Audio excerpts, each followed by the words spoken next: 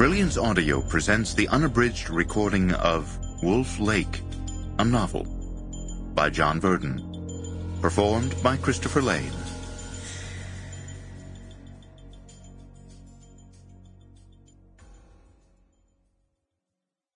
Part 1.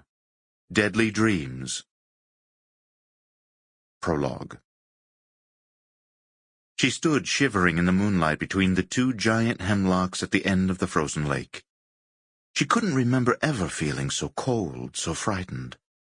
The sight of the full moon above the jagged treetops was giving her gooseflesh. The drooping branches were becoming, in her mind, deformed arms that might reach down and— No, stop. She shook her head. Her real problem was terrifying enough without letting her imagination run wild. In the distance, she heard the motorcycle approaching, first on the old dirt road, then on the winding trail from the road down to the lake. The closer it came, the tighter the feeling in her chest. Finally, with a surge of anxiety, she caught sight of the headlight flickering through the woods, then coming across the clearing that separated the pines from the towering black hemlocks. He stopped in front of her and switched off the engine, planting his feet wide on the ground to balance the heavy bike, his big brother's, which he rode illegally. She could just make out a few snowflakes in his wind-tousled hair.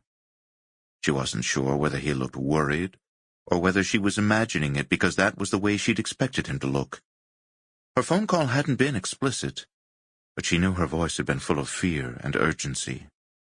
She was sure, even with his back to the moon, that he was looking at her intently, waiting for her to explain why they were meeting here.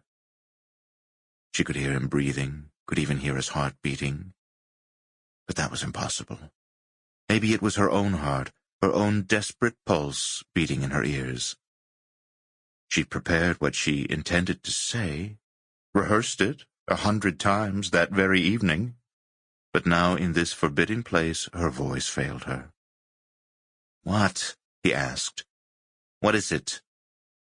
His voice was sharp, not like she'd ever heard it before. She bit her lower lip, took a trembling breath, and forced out the words in a barely audible whisper. She heard him take a deep breath, but he said nothing. She wondered if he'd heard her, half hoping that he hadn't. A slow-moving cloud began to creep across the moon.